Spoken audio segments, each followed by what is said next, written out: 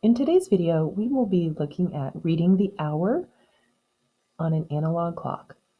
So right now, my shorthand, this is called the hour hand, it's pointing to 1.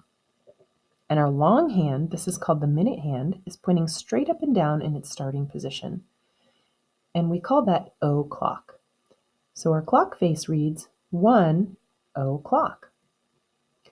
When our minute hand takes one journey all the way around our clock face, 60 minutes have passed. 60 minutes equals 1 hour.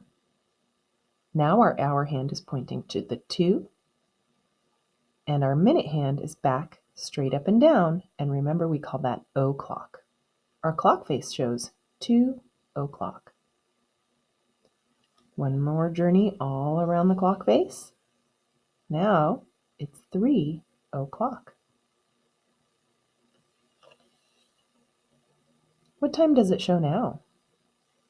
Did you say 4 o'clock? That's correct. What about now?